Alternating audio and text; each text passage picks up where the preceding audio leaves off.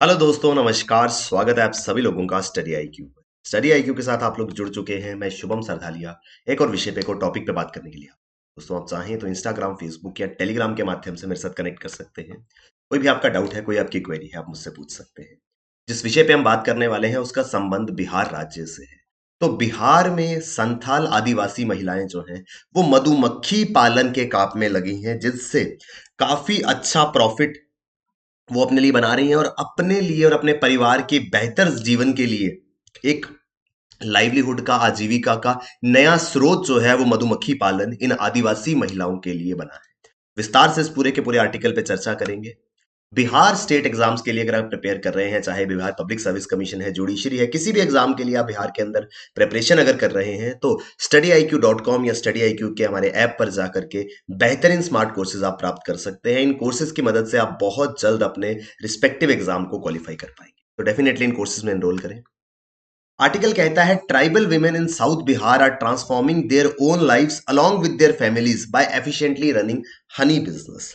शहद का बिजनेस करके, शहद का व्यवसाय करके बहुत कुशलता पूर्वक तरीके से ये आदिवासी महिलाएं जो हैं ये अपने जीवन को परिवर्तित तो कर ही रही हैं, साथ ही साथ अपने परिवार का जीवन भी जो है वो बदल रही हैं, क्योंकि एक नया लाइवलीहुड अपॉर्चुनिटी, एक नई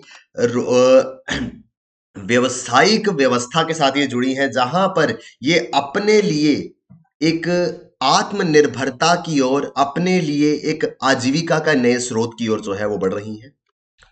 इस तरीके के आपने देखा होगा मधुमक्खी पालन की प्रक्रिया जो है, इस तरीके के बॉक्सेस, इस तरीके के बड़े बड़े डब्बों में मधुमक्खियां जो हैं उनको रखा जाता है और यहां से उनके शहद को बाद में कलेक्ट किया जाता है। कुछ इस तरीके से महिलाएं जो है वो इस पूरी की पूरी प्रक्रिया में अब बिहार के अंदर शामिल हो रही हैं। The tribal women are a part of farmers producer organisation. तो किसानों का एक उत्पादक संगठन बनाए जाते हैं, अलग अलग क्षेत्रों में अलग अलग एफपीओज हैं।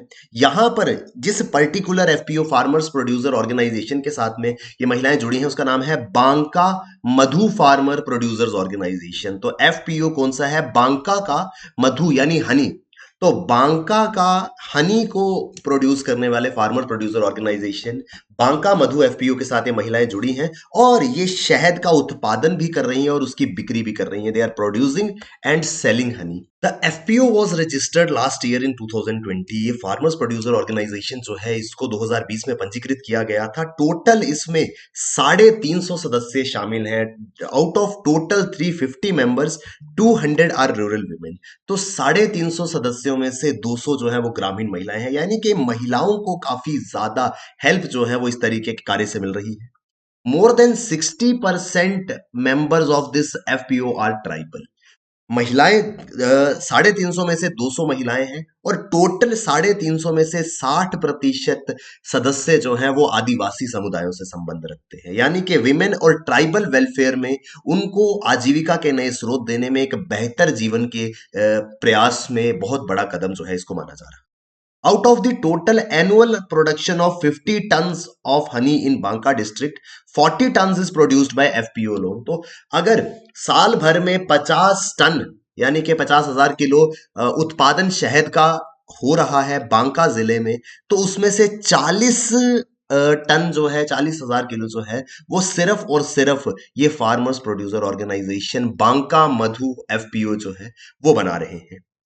तो एक आजीविका के नए स्रोत तो है ही, साथ ही साथ एक एंटरप्रेन्योरियल माइंडसेट के साथ में, व्यवसाय के दिशा में, आत्मनिर्भर बनने की दिशा में, अपने लिए आजीविका के स्रोत ढूंढने की दिशा में एक बहुत बड़ा कदम आदिवासी महिलाओं द्वारा यहाँ पर इस एफपीओ की मदद से जो है वो उठाया जा रहा है।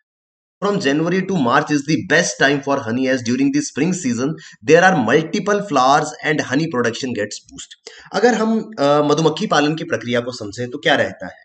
मधुमक्खी पालन में जो मधुमक्खियां हैं उनको डिब्बों में बंद रखा जाता है, जहां पर वो प्रजनन करती हैं, जहां पर वो अंडे जो है वो देती हैं और उसके बाद वो उड़ करके आसपास के खेतों में उन बॉक्सेस को, उन डब्बों को ऐसी जगह रखा जाता है जहां पर आसपास फूलों की खेती हो।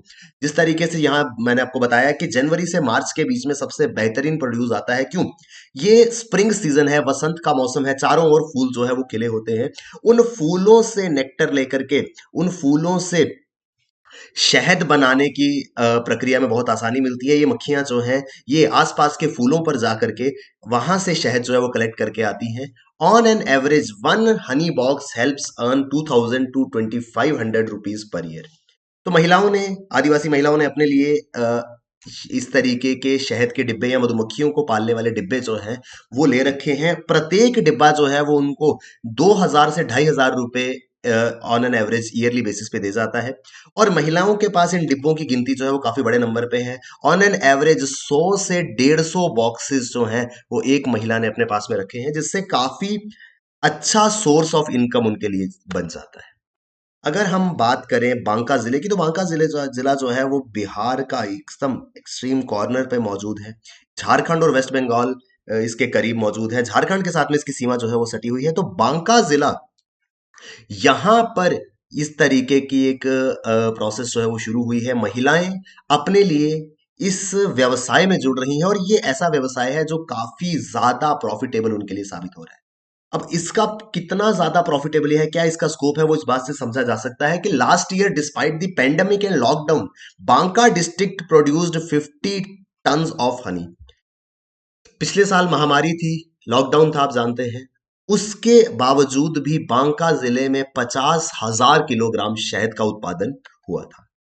अब ट्राइबल वुमेन क्या करती हैं, वो बी कीपिंग के लिए इन बॉक्सेस को जो है वो लेती हैं। आदिवासी महिलाओं को ये मधुमक्खी पालन के डिब्बे जो है वो सरकार द्वारा दिए जाते हैं, और उन पे काफी ज्यादा सब्सिडी दी जाती है। यानी कि 90% सब्सिडी। एग्जाम्पल के तौर पर अगर मान लीजिए एक बॉक्स जो है वो 100 रुपीज का हो, तो उनको मात्र 10 रुपए जो है वो पे करने हैं। तो केवल 10% कॉस्ट पे करके महिलाएं जो हैं इन बॉक्सेस को सरकार से प्राप्त कर सकती हैं। और इन बॉक्सेस को समय समय पर सीजन के अकॉर्डिंग, जहां कहीं फूलों की मौजूदगी होती है, बहुत सारी फसलें ऐसी होती है जिन पे फूल आते हैं, जैसे कि तिल की अगर हम खेती करें, तो सरसों के तेल के लिए सरसों के फूल आते हैं। जहां पर भी फूलों की खेती हो रही हो, उसके पास में इन बॉक्सेस को ले जाया जा सकता है, क्योंकि जितने ज्यादा फूल होंगे, मधुमक्खियों को उतनी ज्यादा हेल्प मिलेगी। तो इन महिलाएं क्या करती हैं इस पूरी प्रक्रिया में, वो बॉक्स जो है वो डिब्बे जो है वो खरीद लेती हैं। बाद में these tribal women hire a tempo and some male labour to send their boxes to different areas where crops are flowering. ये आदिवासी महिलाएं क्या करती हैं, इन बक्सों को खरीद लेती हैं, उनमें मधुमक्खियां होती हैं, और फिर ये सब मिलकर के एक टेम्पो, एक ट्रक जैसा हायर करती हैं। उसमें कुछ श्रमिकों को, कुछ लेबरर्स को एंगेज करते हैं, और उस ट्रक में भर के इन मधुमक्खी के डब्बों को ले जाया जाता है ऐसी जगहों पे जहां पर फसलें फूल रही होती हैं। क्योंकि फसलें वहां पे ग्रो कर रही हैं, वहां पर फसलों के ऊपर फूल आए हैं, उन फूलों से नेक्टर कलेक्ट होगा, मधुमक्खियां उनसे शहद बनाएंगी, और अल्टीमेटली शहद की प्रोडक्शन जो है उसको बूस्ट मिलेगा। The state government is also promoting these products made by rural women and help them finding new markets. अब सरकार इस दिशा में एक बहुत बड़ा कदम उठा रही है। सरकार जो है इन महिलाओं के उत्पादन को, महिलाएं शहद बना रही हैं, उस शहद को प्रमोट करने का काम सरकार कर रही है। यानी कि सरकार मार्केट्स इनको प्रोवाइड कर रही है, जहां कहीं पर प्रोक्योरमेंट पॉसिबल हो सकती है, जहां कहीं पर सरकार के लिए मुमकिन है, सरकार इन प्रोडक्ट्स को, खासकर इस शहद को प्रमोट कर रही है, ताकि इस पूरी की पूरी प्रक्रिया से जुड़ी हुई महिलाएं जो हैं उनको रोजगार, उनको बेहतर व्यवसाय, बेहतर बिजनेस जो है, बेहतर अर्निंग जो है वो हो सके। तो ये बिहार सरकार की ओर से उनकी मदद की जा रही है। इसके अलावा राष्ट्रीय स्तर पर बी कीपिंग, मधुमक्खी के पोटेंशियल को देखते हुए national bee keeping and honey mission जो है वो चलाया गया है। इसके बारे में थोड़ी सी बात करेंगे। National bee keeping and honey mission was announced by union government as a part of Atmanirbhar Bharat package इन 2020। 2020 में जब केंद्र सरकार ने आत्मनिर्भर भारत की पैकेज की घोषणा करी थी, उस समय हर वो क्षेत्र जो कि सक्षम है किसी भी व्यक्ति को आत्मनिर्भर, सेल्फ रिलायंट बनाने की दिशा में, उनको प्रमोट करने की बात सरकार ने करी थी। और बी कीपिंग, मधुमक्खी पालन उन क्षेत्रों में से एक है, क्योंकि इस मधुमक्खी पालन की मदद से, जैसे हमने देखा कि काफी अच्छी अर्निंग महिलाएं कर रही हैं और सेल्फ रिलायंट, आत्मनिर्भर बन रही हैं। तो इस दिशा में इस प्रोग्राम को शुरू किया गया था। The scheme is to be implemented by national bee board.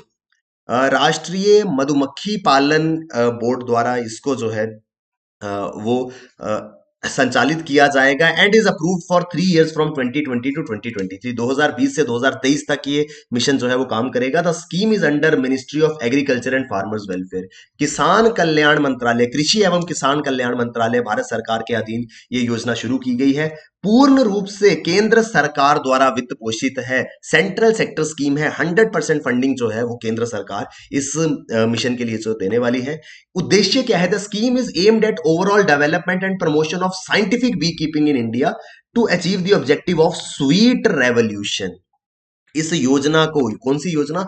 योजना है national bee keeping and honey mission. इस योजना की शुरुआत सरकार द्वारा 2020 में की गई थी ताकि additional source of income, livelihood के लिए एक नया स्रोत और आत्मनिर्भर भारत को बढ़ावा देने की दिशा में एक बेहतर कदम के रूप में इसको जो है ये स्टेप लिया गया था। सरकार का यहां पर उद्देश्य है कि मधुमक्खी पालन को वैज्ञानिक तरीके से, साइंटिफिक प्रोसेस से किया जाए ताकि ज्यादा बेहतर प्रोडक्टिविटी इसकी हो सके और अल्टीमेटली जो स्वीट रेवोल्यूशन है, जो मीठी क्रांति जिसको हम कह सकते हैं, हमने हरित क्रांति का नाम सुना है, श्वेत क्रांति का नाम सुना है, स्वीट रेवोल्यूशन की बात यहां पर हो रही है। क्या है ये स्वीट रेवोल्यूशन? इसके बारे में बात करेंगे। Honorable Prime Minister called Sweet Revolution in 2016 with the vision to double the income of farmers by 2024। 2024 तक किसानों की आय को दुगना करने के दृष्टिकोण से इस स्वीट रेवोल्यूशन के बारे में बात माननीय प्रधानमंत्री जी ने करी थी। स्वीट रेवोल्यूशन कहता है, it was launched to promote bee keeping and associated activities. तो मधुमक्खी पालन और उससे संबंधित गतिविधियों को बढ़ावा देने के लिए स्वीट रेवोल्यूशन, इस मीठी क्रांति की शुरुआत करी गई थी। जैसे आप जानते हैं, हरित क्रांति high yielding variety of seed से संबंधित थी।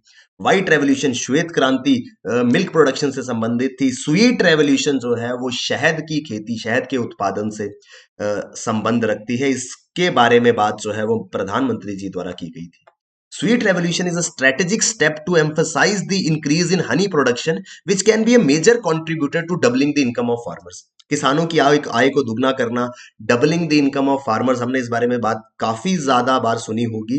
अब ये कैसे पॉसिबल होगा? इसी तरीके के प्रयासों से मधुमक्खी पालन हो सकता है, डेयरी प्रोडक्शन हो सकती है और भी एग्रीकल्चर एंड एलाइड एक्टिविटीज, किसान कृषि के साथ साथ जो सारी की सारी गतिविधियां कर सकते हैं, जो उनके लिए इनकम सोर्स बन सकता है। अल्टीमेटली इसी तरीके से किसानों की आय जो है वो दोगुनी होगी। तो स्वीट रेवोल्यूशन, मधुमक्खी पालन जो है वो एक अहम कंट्रीब्यूटर होगा इस पूरे की पूरी प्रक्रिया में।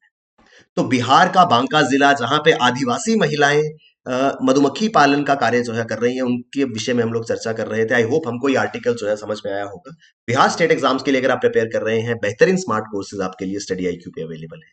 इन कोर्सेज की मदद से आप बहुत अच्छे से अपने रिस्पेक्टिव एग्जाम को क्वालिफाई कर पाएंगे। studyIQ.com या studyIQ के ऐप पर जाकर के इन कोर्सेज में एनरोल करें और अपनी प्रेपरेशन को हमारे साथ बेहतर बनाएं।